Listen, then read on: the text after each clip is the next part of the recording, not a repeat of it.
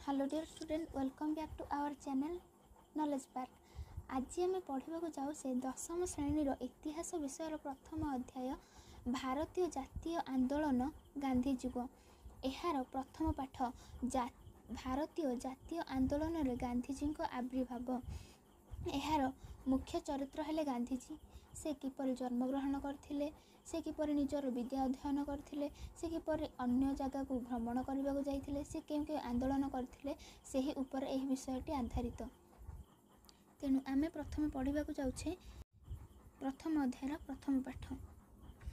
प्रथम आम पढ़ा गांधीजी केते मसीह जन्मग्रहण करथिले। गांधीजी पूरा नाम कौन थिला? गांधीजी पूरा नाम थिला मोहनदास करमचंद गांधी। मोहनदास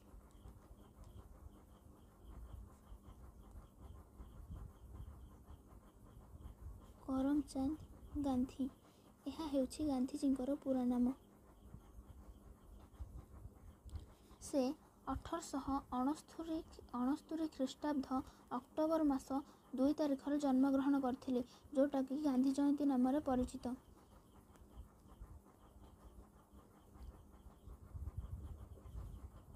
करथिले से 1882 मसीह कस्तूरबा विवाह करथिले, अर्थात से 1869 ख्रीष्टाब्द जन्मग्रहण करथिले एवं तार ठीक 13 वर्ष बयस 1882 ख्रीष्टाब्द कस्तूरबा विवाह करथिले।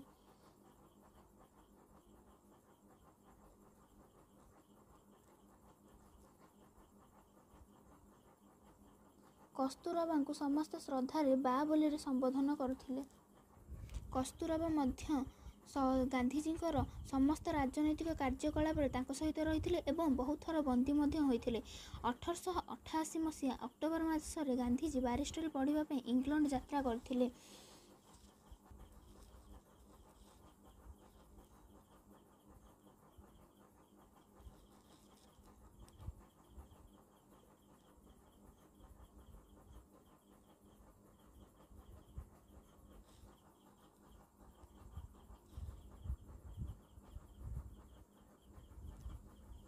से 1869 मसीह जन्मग्रहण करथिले। ठीक 13 वर्ष बयस से कस्तूरबा को विवाह करथिले। 1882 मसीह विवाह करथिले एवं तार ठीक 6 वर्ष पर 1888 मसीहा अक्टोबर मासरे बारिस्टरी पढ़ाई इंग्लैंड यात्रा करथिले एवं सेठारु 1891 मसीहा जून मासरे फेरिथिले एवं सेठारु निजर आईन शिक्षा को समाप्त करी सेठारु बारिस्टरी विद्या अध्ययन करी फेरी आसी राजकोट एवं बॉम्बे ठारे तांकर आईन व्यवसाय आरंभ करथिले। राजकोट एवं बॉम्बे ठारे जितेबेले से तांकर आईन शिक्षा समाप्त करथिले, तापर से आसिक राजकोट आ बॉम्बे ठारे निजर से आईन व्यवसाय को आरंभ करथिले एवं से तांकर आईन व्यवसाय आरंभ करने समय प्रथमे दादा अब्दुल्ला नामक जड़े भारतीय व्यवसायी। दादा अब्दुल्ला से दक्षिण आफ्रिकार रहूथिले, मात्र से जड़े भारतीय व्यवसायी। दादा अब्दुल्ला नामक जड़े भारतीय व्यवसायी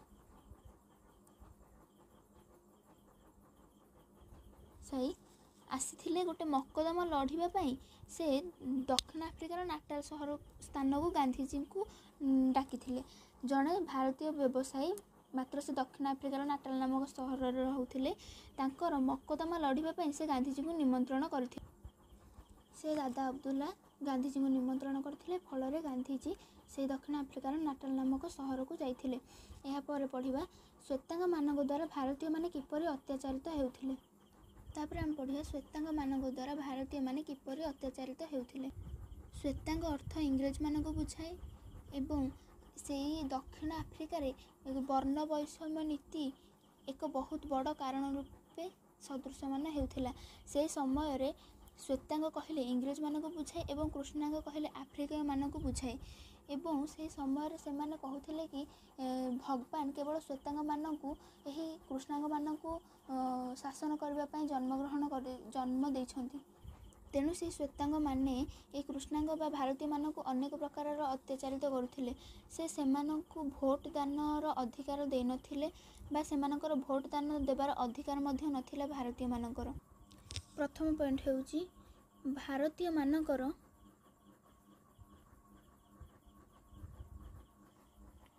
भोट दान अधिकार नथिला, से काहाकू भोट दे पारिबे ना।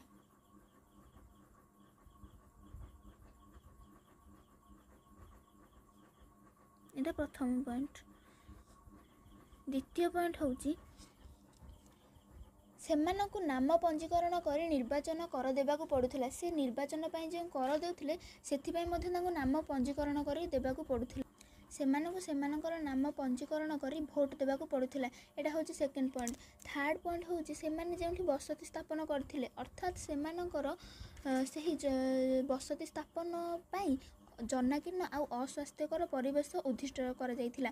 से जेउठारे बसति स्थापन करेबे ताहा जनाकीर्ण अर्थात अधिक लोक सेठारे बास करनथिबे एवं से गोटे अस्वास्थ्यकर परिवेश जेउठी कि स्वास्थ्य ठीक रहिबो नाही सेही भली जगारे सेमानकु तांकर बसति स्थापन करबाकू अनुमति मिलिथिला। एहा श्वेतांग मानक द्वारा भारतीय मानकर एहा हेउची श्वेतांग माने किपर भारतीय मानक द्वारा अत्याचारित हेउथिले ताहार थर्ड पॉइंट। सेमानकर बसति स्थापन पई जनाकीर्ण आउ अस्वास्थ्यकर परिवेश उद्दिष्ट थिला। सेमाने राति 9टा पर घर बाहरी पार नथिले किंबा जनसाधारणकर पादचला रास्ता मध्ये व्यवहार करि पार नथिले। सेमाने राति 9टा पर घर बाहरी पार नथिले एवं जनसाधारणकर पादचला रास्ता को व्यवहार मध्ये कर पार नथिले केवल राति 9टा पर। तापरे फोर्थ पॉइंट सइला। एबे तापर पॉइंट होची सेमाने रेलगाड़ीर प्रथम बा द्वितीय श्रेणी कोठरी रे यात्रा करि पारु नथिले।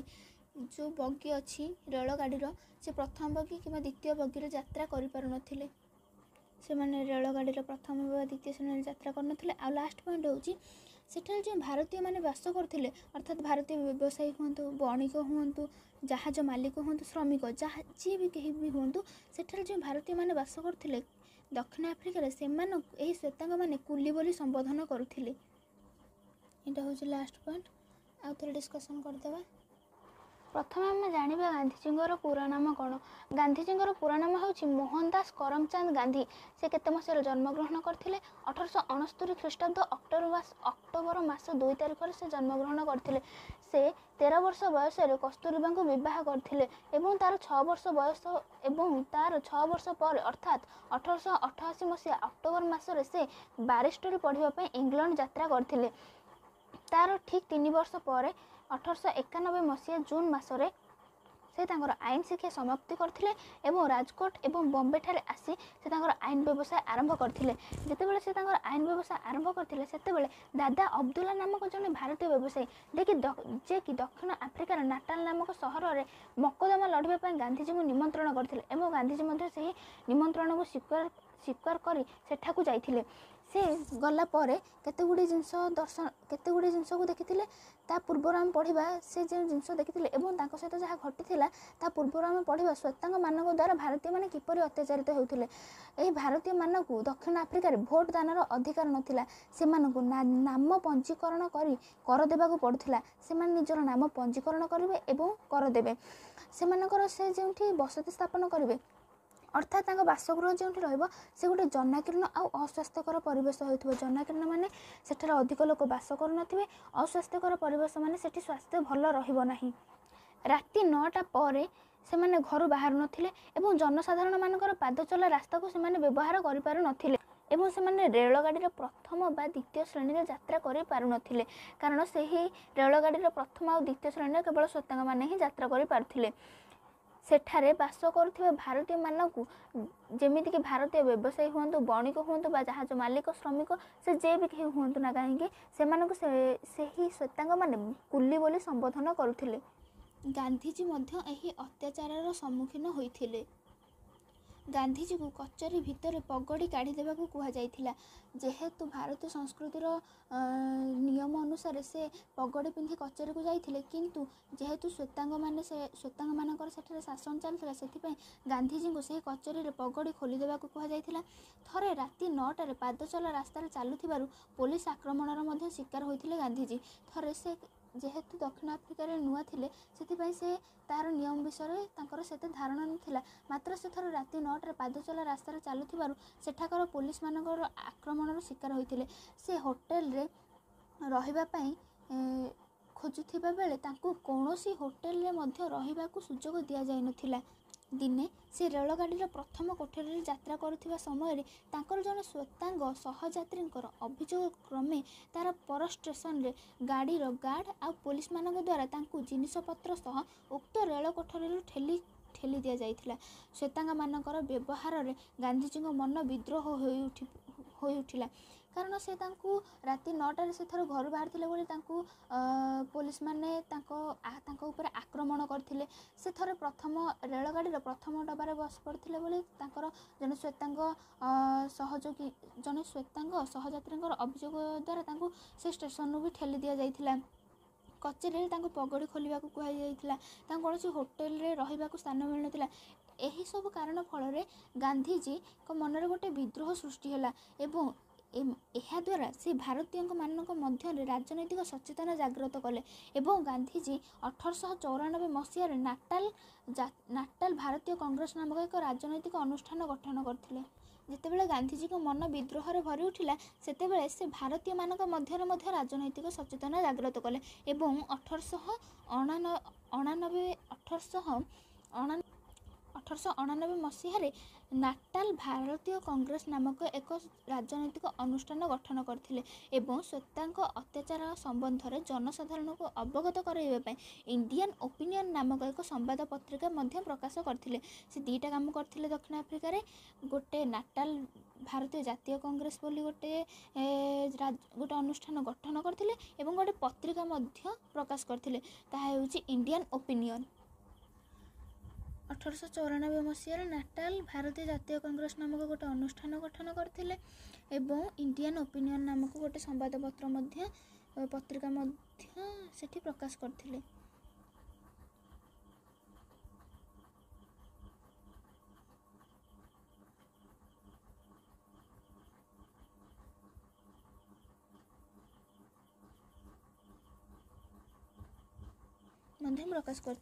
ଯେହେତୁ ସେ ଦେଖିଲେ ଏତେ ଅତ୍ୟାଚାର କରାହେଉଛି ତ ଆଫ୍ରିକୀୟ ଲୋକମାନଙ୍କ ଉପରେ, ଭାରତୀୟ ଲୋକମାନଙ୍କ ଉପରେ, ସେଥିପାଇଁ ସେ ଭାରତୀୟମାନଙ୍କ ମନରେ ରାଜନୈତିକ ଭାବନା ଜାଗ୍ରତ କରିଥିଲେ ଏବଂ ଏହାର ନେତୃତ୍ୱ ଗାନ୍ଧିଜୀ ନେଇଥିଲେ। ସେ ସମସ୍ତ ଆନ୍ଦୋଳନକୁ ସତ୍ୟ ଓ ଅହିଂସା ଉପରେ ଆଧାରିତ କରିଥିଲେ। ତାଙ୍କର ନୂଆ ପ୍ରବର୍ତ୍ତନ ଥିଲା ସତ୍ୟାଗ୍ରହ।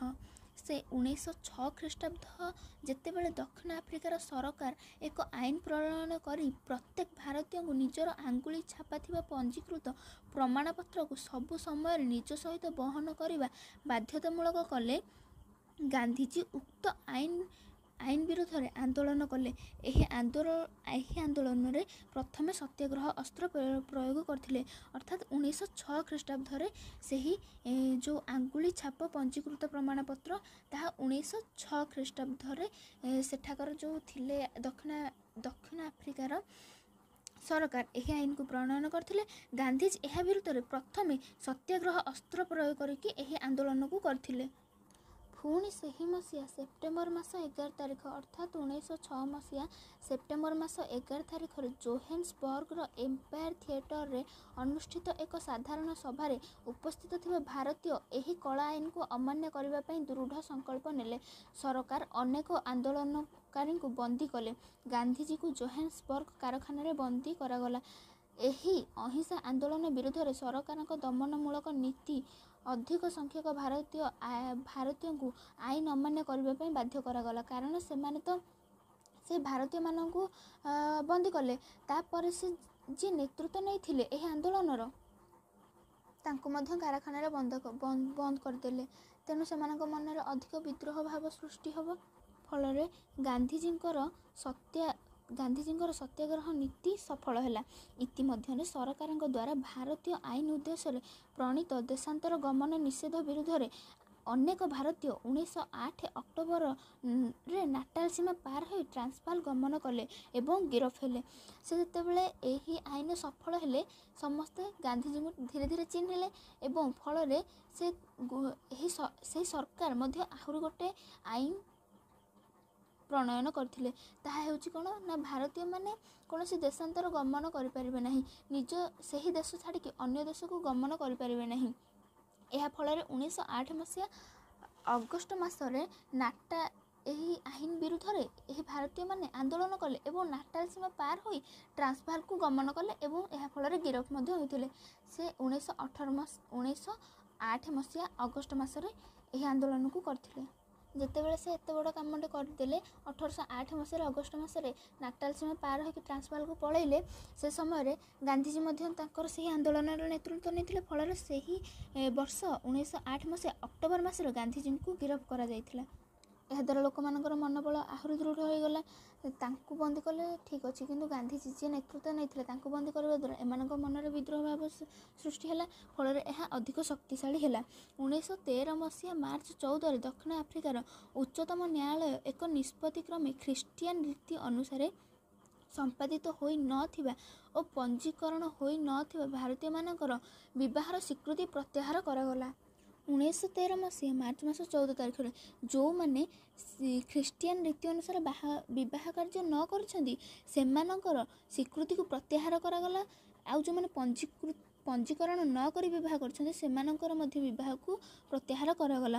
ଏହା ବିରୁଦ୍ଧରେ ସଂଗଠିତ ଆନ୍ଦୋଳନ ଦକ୍ଷିଣ ଆଫ୍ରିକାରେ ଗାନ୍ଧିଜୀଙ୍କ ନେତୃତ୍ୱର ଶେଷ ଆନ୍ଦୋଳନ ଥିଲା। ଏହି ଆନ୍ଦୋଳନଟା ଗାନ୍ଧିଜୀଙ୍କ ଶେଷ ଆନ୍ଦୋଳନ ଥିଲା। ଯେଉଁଟାକି 1913 ମସିହା ମାର୍ଚ୍ଚ ମାସ 14ରେ ହୋଇଥିବା ଆନ୍ଦୋଳନଟି ଗାନ୍ଧିଜୀଙ୍କର ଦକ୍ଷିଣ ଆଫ୍ରିକାରେ ଶେଷ ଆନ୍ଦୋଳନ ଥିଲା। ଦକ୍ଷିଣ ଆଫ୍ରିକାରେ, ସମଗ୍ର ଦେଶରେ ନୁହଁ, କେବଳ ଦକ୍ଷିଣ ଆଫ୍ରିକାରେ, ସମଗ୍ର ବିଶ୍ୱରେ ନୁହଁ, କେବଳ ଦକ୍ଷିଣ ଆଫ୍ରିକାରେ। ଗାନ୍ଧିଜୀଙ୍କର ଏହି ନୂତନ ସଂଗ୍ରାମ ନିକଟରେ ଇଂରେଜମାନେ ହାର ମାନିଲେ ଏବଂ ଏହି ଯେଉଁ ଖ୍ରୀଷ୍ଟିଆନ ରୀତିରେ ବିବାହ ଯେଉଁ ସ୍ୱୀକୃତିକୁ ପ୍ରତ୍ୟାହାର କରାଯାଇଥିଲା ଏହାକୁ ସେମାନେ ପ୍ରତ୍ୟାହାର କଲେ। ସେ ସମୟରେ ଦକ୍ଷିଣ ଆଫ୍ରିକାର ଶାସନର ମୁଖ୍ୟ ଥିଲେ ଜେନେରାଲ ସ୍ମଟ୍ସ। ଯେଉଁ ସମୟରେ ଗାନ୍ଧିଜୀ ଦକ୍ଷିଣ ଆଫ୍ରିକାକୁ ଯାଇଥିଲେ ଏବଂ ଏତେ ସବୁ ଆନ୍ଦୋଳନ କରିଥିଲେ, ସେହି ସମୟରେ ଏହି ଦକ୍ଷିଣ ଆଫ୍ରିକାର ସରକାର ଥିଲେ ଜେନେରାଲ ସ୍ମଟ୍ସ। ତାପରେ 1915 ମସିହା ଜାନୁଆରୀ 9 ତାରିଖରେ ଗାନ୍ଧିଜୀ ଭାରତକୁ ଫେରିଲେ। ଗାନ୍ଧିଜୀ ଗୋପାଳକୃଷ୍ଣ ଗୋଖଲେଙ୍କୁ ତାଙ୍କର ରାଜନୈତିକ ଗୁରୁ ଭାବରେ ଗ୍ରହଣ କରିଥିଲେ। ସେ କେତେ ମସିହାରେ ଭାରତକୁ ଫେରିଥିଲେ? 1915 ଜାନୁଆରୀ 9ରେ। ତାଙ୍କର ରାଜନୈତିକ ଗୁରୁ ମଧ୍ୟ ଗୋପାଳକୃଷ୍ଣ ଗୋଖଲେ ଥିଲେ। ସେ ଯେତେବେଳେ ଭାରତକୁ ଫେରିଲେ ସେତେବେଳେ ଗୋଖଲେଙ୍କର ଉପଦେଶ ଥିଲା କି ସେ ଏବେ ଏହି ଗୋଟେ ବର୍ଷ ରାଜନୀତି ଠାରୁ ଦୂରେଇ ରହିବେ। ସେହି ସମୟ ମଧ୍ୟରେ ଭାରତର ବିଭିନ୍ନ ସ୍ଥାନ ଭ୍ରମଣ କରି ଲୋକମାନଙ୍କର ରାଜନୈତିକ ମନୋଭାବକୁ ଲକ୍ଷ୍ୟ କରିଥିଲେ। ସେତେବେଳେ କହିଥିଲେ ଗୋଟେ ବର୍ଷ ସେ ରାଜନୀତି ଠାରୁ ଦୂରେଇ ରହିବେ। ସେହି ଗୋଟେ ବର୍ଷ ମଧ୍ୟରେ ଗାନ୍ଧିଜୀ ଭାରତର ବିଭିନ୍ନ ସ୍ଥାନରେ ବୁଲିଥିଲେ ବା ଭ୍ରମଣ କରିଥିଲେ ଏବଂ ଲୋକମାନଙ୍କର ରାଜନୈତିକ ମନୋଭାବକୁ ଲକ୍ଷ୍ୟ କରିଥିଲେ। ଏବଂ ସେ ଦକ୍ଷିଣ ଆଫ୍ରିକାରେ ଏତେ ସବୁ ଆନ୍ଦୋଳନ କରିଥିଲେ ଏବଂ ସବୁଥିରେ ସଫଳ ମଧ୍ୟ ହୋଇଥିଲେ। ଏହାଦ୍ୱାରା ସେ ବିଶ୍ୱକବି ରବୀନ୍ଦ୍ରନାଥ ଠାକୁର ତାଙ୍କୁ ମହାତ୍ମା ଆଖ୍ୟା ଦେଇଥିଲେ ବା ଆଖ୍ୟା ପ୍ରଦାନ କରିଥିଲେ। ସେ ଯେତେବେଳେ ଦକ୍ଷିଣ ଆଫ୍ରିକାରେ ଯେତେ ସବୁ 2 ବା 3ଟି ଆନ୍ଦୋଳନ ଲଢ଼ିଥିଲେ ଏହାଫଳରେ ସେ ସବୁଥିରେ ମଧ୍ୟ ସଫଳ ହୋଇଥିଲେ। ଏହାଫଳରେ ରବୀନ୍ଦ୍ରନାଥ ଠାକୁର ତାଙ୍କ ଉପରେ ଖୁସି ହୋଇଥିଲେ ଏବଂ ସେ ବିଶ୍ୱକବି ରବୀନ୍ଦ୍ରନାଥ ଠାକୁର ତାଙ୍କୁ ମହାତ୍ମା ଆଖ୍ୟା ପ୍ରଦାନ କରିଥିଲେ। 1916 ଖ୍ରୀଷ୍ଟାବ୍ଦରେ ଅହମ୍ମଦାବାଦ ନିକଟରେ ସାବରମତୀ ନଦୀ କୂଳରେ ଏକ ଆଶ୍ରମ ପ୍ରତିଷ୍ଠା କରି ସେ ଦେଶବାସୀଙ୍କୁ ସତ୍ୟ, ଅହିଂସା, ନିଷ୍ଠା, ନିର୍ଭୀକତା ପଥ ପ୍ରଦର୍ଶନ କରିଥିଲେ। ସମସ୍ତେ ଜାଣିଥିବେ ଅହମ୍ମଦାବାଦରେ ସାବରମତୀ ଆଶ୍ରମ ଅଛି। ସେହି ସାବରମତୀ ନଦୀ କୂଳରେ ନଦୀ ଅଛି। ସେ ସାବରମତୀ ନଦୀ କୂଳରେ ଗୋଟେ ଆଶ୍ରମ ପ୍ରତିଷ୍ଠା କରିଥିଲେ ଏବଂ ସେହି ଆଶ୍ରମରେ ସେ ସତ୍ୟ, ଅହିଂସା ଆଉ ନିର୍ଭୀକତା, ନିଷ୍ଠା ଆଦି ପଥ ପ୍ରଦର୍ଶନ କରିଥିଲେ, କାରଣ ସେ ଆନ୍ଦୋଳନ କରିଥିଲେ ସତ୍ୟ ଆଉ ଅହିଂସା ଆକାରରେ। ଗାନ୍ଧିଜୀଙ୍କ ମତରେ ସତ୍ୟାଗ୍ରହର ଅର୍ଥ ଭୀରୁତା ନୁହେଁ। ସତ୍ୟାଗ୍ରହ ହେଉଛି ସତ୍ୟ ପ୍ରତି ଆଗ୍ରହ, ଏକ ଶାନ୍ତିପୂର୍ଣ୍ଣ ଆନ୍ଦୋଳନ। 1917ରେ ସେ ଇଂରେଜ ଉପନିବେଶ ଗୁଡ଼ିକ ପାଇଁ ଭାରତୀୟମାନଙ୍କ ନିଯୁକ୍ତିକୁ ବନ୍ଦ ନ କଲେ ସରକାରଙ୍କ ବିରୁଦ୍ଧରେ ସତ୍ୟାଗ୍ରହ ଆରମ୍ଭ କରିବା ପାଇଁ ଧମକ ଦେଇ ଗାନ୍ଧିଜୀ ଏହି ନିଯୁକ୍ତି ବନ୍ଦ କରିବାରେ ସଫଳ ହୋଇଥିଲେ। ପ୍ରାରମ୍ଭିକ ସ୍ତରରେ ଭାରତରେ ତାଙ୍କ ସଂଗଠିତ କେତେକ ଆନ୍ଦୋଳନ ସଫଳତା ତାଙ୍କ ପ୍ରସିଦ୍ଧି ଆଣିଦେଇଥିଲା। ସେ ଦକ୍ଷିଣ ଆଫ୍ରିକାରେ ଯେତେ ସବୁ ଆନ୍ଦୋଳନ କରିଥିଲେ ସେଥିରେ ସଫଳ ହୋଇଥିଲେ। ଫଳରେ ସେ ଯେତେବେଳେ ଭାରତକୁ ଆସିଲେ ସେଠି ସେ କହିଲେ କି ଯେଉଁ ଉପନିବେଶ ଗୁଡ଼ିକରେ ଭାରତୀୟମାନେ ନିଯୁକ୍ତି ନେବେ ନାହିଁ, ଏହାକୁ ବିରୋଧ କଲେ ଯାଇକି ଇଂରେଜମାନେ ଆମ ଦେଶରେ ଯିବେ। ତେଣୁ ସେ ଯେହେତୁ ଦକ୍ଷିଣ ଆଫ୍ରିକାରେ ଏତେ ସବୁ ଆନ୍ଦୋଳନ ଜିତିଥିଲେ, ଫଳରେ ସେ ସବୁଥିରେ ମଧ୍ୟ ସଫଳ ହୋଇଥିଲେ। ତେଣୁ ସେ ପ୍ରସିଦ୍ଧ ହୋଇଥିଲେ, ଭାରତରେ ସେ ଧୀରେ ଧୀରେ ପ୍ରସିଦ୍ଧ ହୋଇଥିଲେ। ବୁଝିହେଲା? ଆଜି ପାଇଁ ଏତିକି, ବାକି ଆମେ ନେକ୍ସଟ ପାର୍ଟରେ ଆଲୋଚନା କରିବା। ଚ୍ୟାନେଲରେ ନୂଆ ଥିଲେ ଚ୍ୟାନେଲକୁ ସବସ୍କ୍ରାଇବ୍ କରିବ ଏବଂ ପାଖରେ ଥିବା ବେଲ୍ ଆଇକନ୍କୁ ପ୍ରେସ୍ କରି ଅଲ୍ ନୋଟିଫିକେସନରେ କ୍ଲିକ୍ କରିଦେବ। ଫଳରେ ଯେତେବେଳେ ବି ଆମ କ୍ଲାସ୍ ଆରମ୍ଭ ହେବ ସର୍ବପ୍ରଥମେ ଆପଣଙ୍କ ପାଖକୁ ନୋଟିଫିକେସନ୍ ଯିବ। Thank you.